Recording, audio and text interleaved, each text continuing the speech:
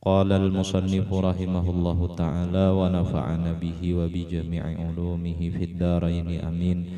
Subhanaka la ilma lana illa ma 'allamtana innaka antal alimul hakim wa tub 'alaina innaka antat tawwabur rahim. Wala hawla wala quwwata illa billahil aliyyil azim. Adada kulli harfin kutiba wa yuktabu abadal abidin wa daharad dahirin radhiyallahu anni wa ankum wa anil muslimin thumma qala radhiyallahu anhu. Kata Syekh Abu Ali Ad-Daqaqi rahimahullahu ta'ala, laisa ridha alla yahissu bil bala wa innamar ridha alla ya'tarida 'alal hukmi wal qada. Yang artinya tidak dinamakan akan ridha itu bahwa tiada merasakan akan kesakitan bala. Nah, jadi ridha itu artinya tetap merasakan sakit. Nah, tetapi sesungguhnya ridha itu tiada menyangkal atau tiada keberatan atau kada menggerunum atas hukum Allah Ta'ala dan ketentuannya. Nah, jadi orang ridha itu tetap merasakan sakit, tapi kada menggerunum atas orang nang mendatangkan sakit. Nang digurunum dirinya juga lain sakit, lain orang nang mendatangkan sakitnya kada. Jadi Nabi Muhammad itu diturunkan sebagai contoh sagan kita. Beliau adalah orang yang radiyatam mardiyah. Artinya orang nang ridha kepada Allah dan Allah ridha kepadanya. Nabi Muhammad lahir, sebelum lahir umur 2 bulan dalam parut abah meninggal. Mbah lahir umur 7 tahun, 6 tahun mama meninggal. 4 kai meninggal. 4 paman pun meninggal sampai bebini. Jadi nang meninggal waktu Nabi Isra Mi'raj itu disebut dengan Amul Huzun, tahun duka cita. Kenapa jadi disebut tahun duka cita? 2 nang meninggal. 1 Sayyidah Khadijah, orang yang membela Nabi dengan pangkatnya, dengan kemuliaannya, dengan hartanya, dengan jiwa raganya, dan paman Nabi. Meninggal pada 2 tuh duka cita Nabi. Kalau Nabi kada rida dengan ketentuan Allah, kira-kira mun Nabi tuh minta hidup akan nang berdua tuh hidup kada? Hidup. Kira-kira Nabi tuh mun hendak sugih sidin buucap sugih kada? Sugih. Nabi tuh mun hendak nyaman hidup kira-kira mbah ucap nyaman kada? Nyaman. Musuh-musuh Nabi tuh Abu Jahal, bubuhan Abu Ma'abu. Nah musuhi Nabi itu nah jakah jan Nabi matian gak ada? Mati. Tapi Nabi ridha dengan ketentuan Allah dan Nabi menjalani sunatullah nang kaya kita hidup sebagai contoh untuk kita mencapai keridaan Allah Subhanahu wa taala. Nah jangan Nabi kada ridha kayak itu. Apakah hendak sidin? Allah menawari lawan Nabi. Allah membujuk lawan Nabi Muhammad, apa yang pian minta wahai Rasulku, pinta, ayo pinta, pasti akan kukabulakan. Nabi kada minta hidup akan kuitan kada, minta mati musuh kada, minta azab akan orang kada. Lalu apa yang dipinta Nabi? Jar Nabi mun kitu jua ya Allah, nah ulun minta semuaan umat ulun jangan masuk akan dalam neraka. Nah, itu nang Nabi minta. Nabi ridha aja sakit, Nabi ridha aja sambati orang, Nabi ridha aja dimusuhi orang. Sebagai contoh untuk kita. Coba jakahnya Nabi ini kada ridha. Ada orang memusuhi misalnya, bila musuhi doakan Nabi mati. Kira-kira kita kayak itu juga. Nah, kada kawa menerima rasa sakitnya, jadi ridha itu tetap menerima rasa sakit tapi kada menggerunum atau kada keberatan lawan orang nang mendatangkan sakit. Nah, Nabi hendak hidupan beratan. Nabi Musa disasah orang ya kalau Nabi Musa tuh mukjizat sidin bilanya menempeleng orang mati. Sekali nempeleng orang mati. Nya sesuai zamannya Nabi itu diturunkan, Nabi Isa itu diturunkan di zaman orang nang banyak tabib-tabiban, betetambaan, tapi dengan cara yang syirik, ilmunya ilmu sihir. Lalu turun Nabi Isa alaihi salam menunjukkan mukjizat menghidupakan orang mati. Lalu kalah bubuhan tukang sihir itu isanya. Nabi Muhammad itu diutus di tengah-tengah orang yang banyak ahli-ahli syair, ahli-ahli di dalam filsafat, ahli-ahli di dalam merangkai-rangkai syair dan kata. Lalu Allah turunkan mukjizat besar lawan Nabi Muhammad berupa Al-Quran, yang penyair pun terhebat di Arab sekalipun kada kawa menyamai sastra keindahan bahasa Arab yang ada di Al-Quran. Maka Quran tuh model besaja juga ya kalau Bismillahirrahmanirrahim, Alhamdulillahi Rabbil Alamin, Ar-Rahmanirrahim, him beratan. Nah, indah kata-katanya dan orang kada kawa mau umpatinya. Nah, Nabi Musa itu turun di tengah-tengah orang yang berkuasa tapi zalim dengan kekuasaannya. Siapa? Fir'aun dan tentaranya. Lalu Nabi Musa ini diberi mukjizat bila sidin nih memasukkan tangan ke dalam jubah gini nah, keluar benyala putih, jangan wani dihadang-hadang. Bilanya menghadang mati. Nah, benyala putih tangan sidin tuh. Nah, janggut siapa? Nabi Harun tuh rasanya. Janggut Nabi Harun tuh pernah dikacak Nabi Musa putih. Gara-garanya Nabi Musa nih naik ke Gunung Tursina, sekalinya umat di bawah nang dijagai, diamanati kepada Nabi Harun, sekalinya menyeleweng ajarannya, sarik salah paham Nabi Musa lawan Nabi Harun, dikacak sidin di janggut, pas janggutnya berubah jadi putih. Nah, Nabi Musa ini kisahnya orang bekalahian, buhan Bani Israel berselisih paham lawan orang Mesir, anak buah Fir'aun, lalu besahutan bekalahi. Datang Nabi Musa melawanakan orang Bani Israel. Bani Israel bahari bujur, Bani Israel ini zianis.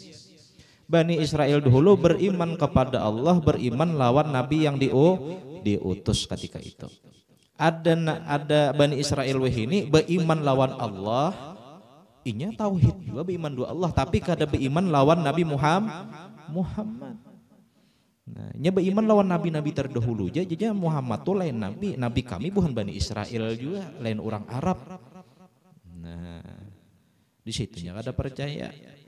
Nah, jadi Bani Israel zaman dahulu agamanya tauhid dan masih di dalam jalur Islam. Nang ini lain. Nah, ini lain sudah. Lalu Nabi Musa nih mamaraki lawan orang Mesir, tapau tempeleng sidin mati. Nah, tulukup mati, mbah mati. Bulik Nabi Musa. Sekalinya sampai habar ke Mesir. Dipikirakan rapat petinggi-petinggi Mesir nih, kita apai Musa nih, kita mati kah? Artinya anak buah kita tempelengnya mati.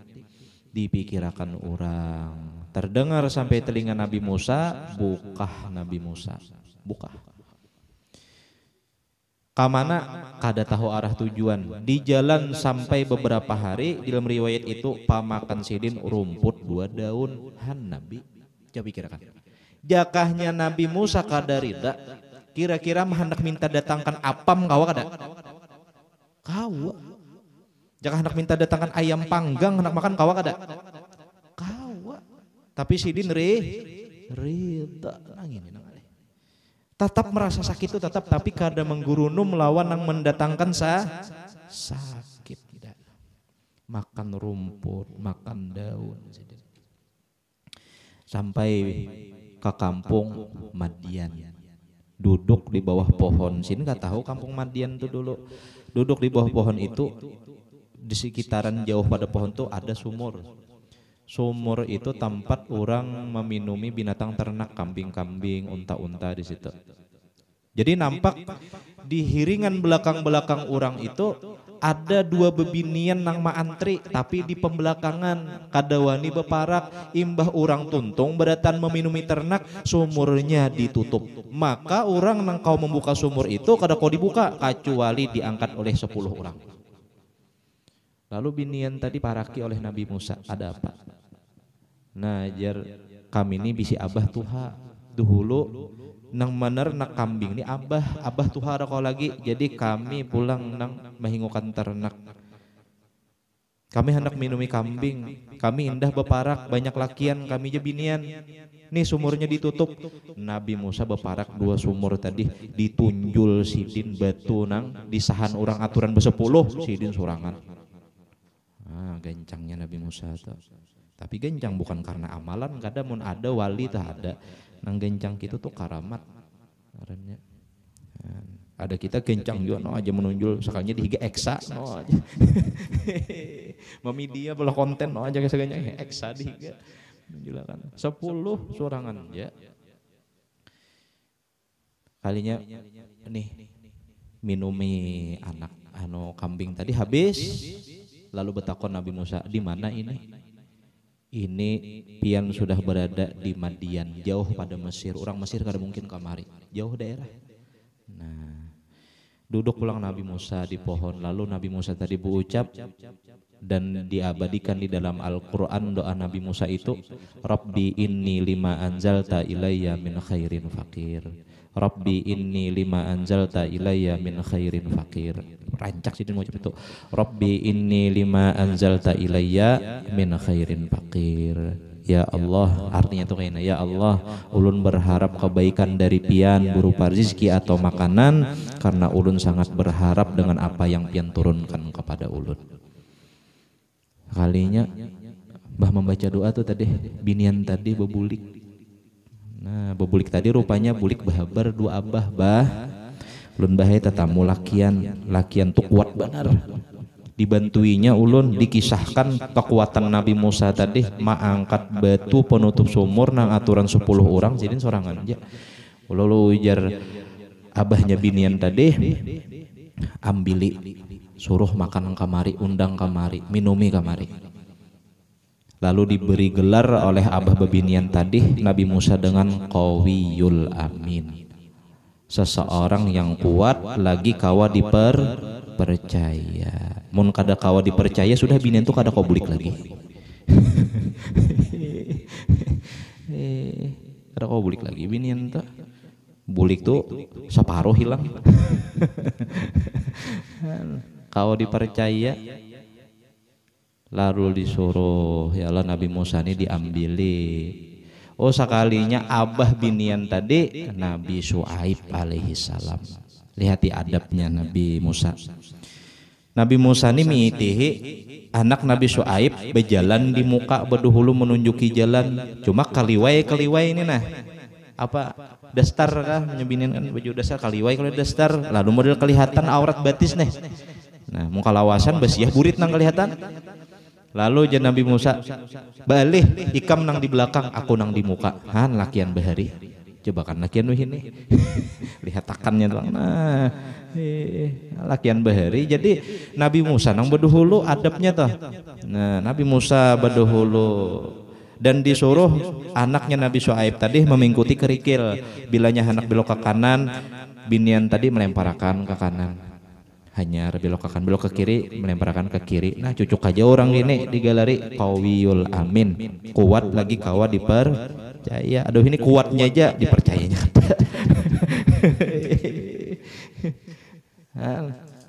Sampai ke rumah Nabi Syuaib. Sampai ke rumah Nabi Syuaib, kayaknya ditawari Nabi Musa tadi makan, minum, plus ditawari kawini salah satu di antara anakku. Jujurannya apa jujurannya? Menghingukan ternak sidin selama 8 tahun dan apabila kawa menyempurnakan 10 tahun. Nah berarti jujuran tuh boleh kalau jasa boleh. Misalnya ada bisi anak binian Nah Jawa ikam hakon lah kawin dua anak kok sadapakan nah gula kok 8 tahun.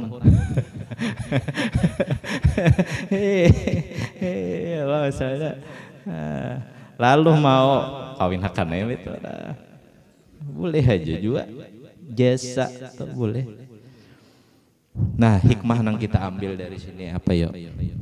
Satu, sehebat-hebatnya para anbiya mereka tetap hidup menjalani sunatullah ridho lawan ketentuan Allah.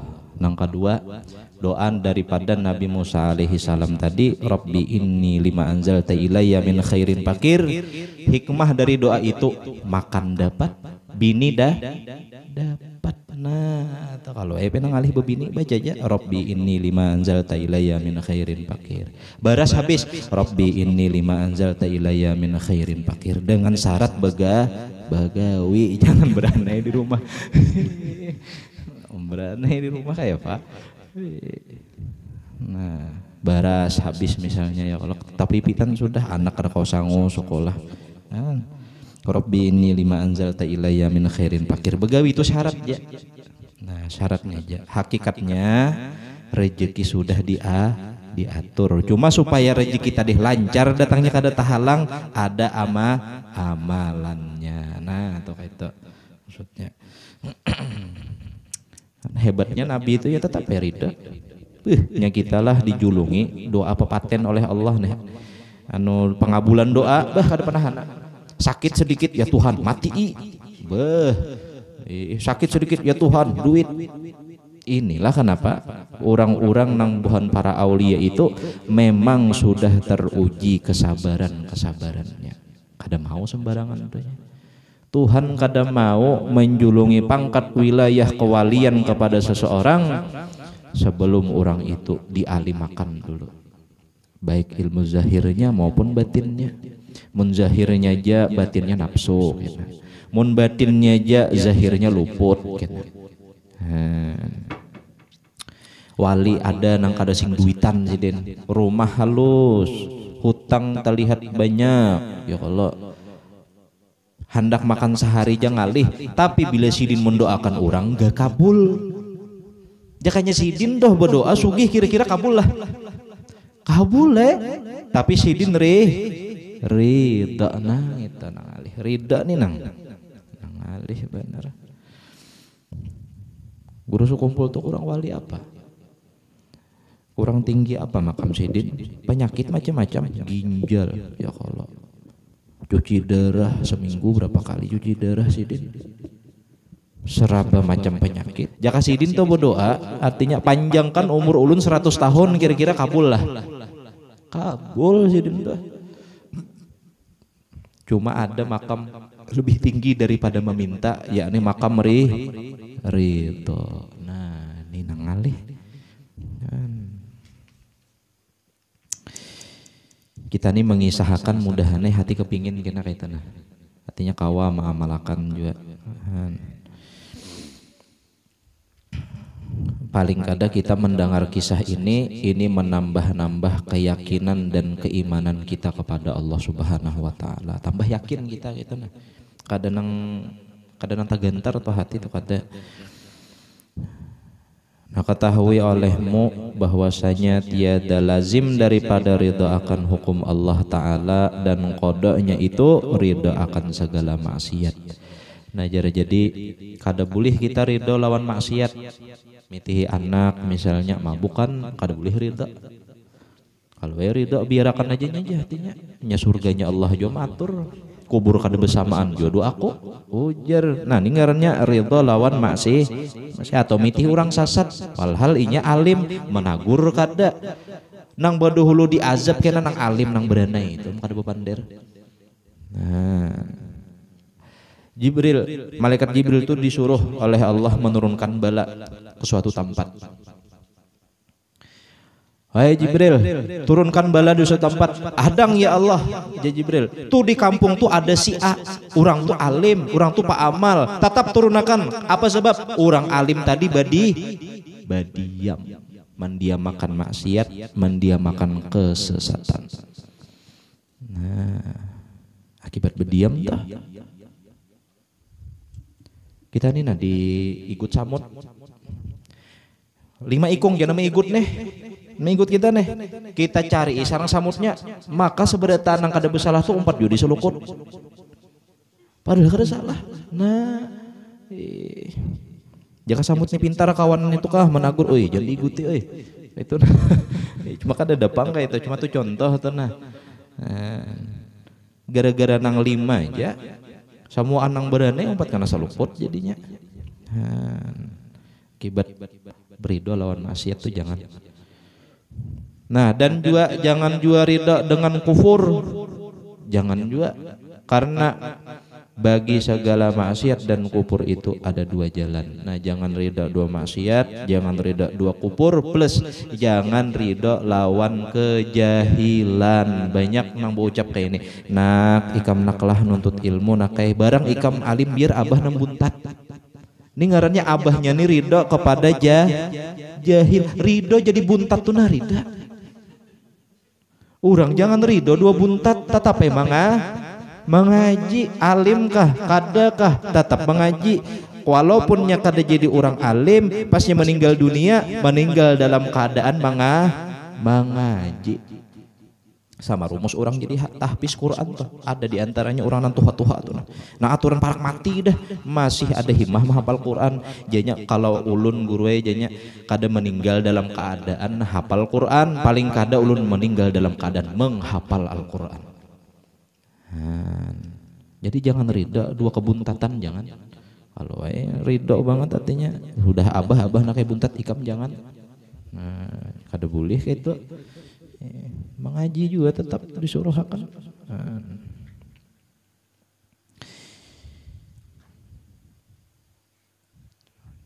Nah, karena bagi segala maksiat dan kufur itu ada 2 jalan. Nih ada 2 jalan. Ada yang disandarkan kepada Allah, maksiat 2 kufur.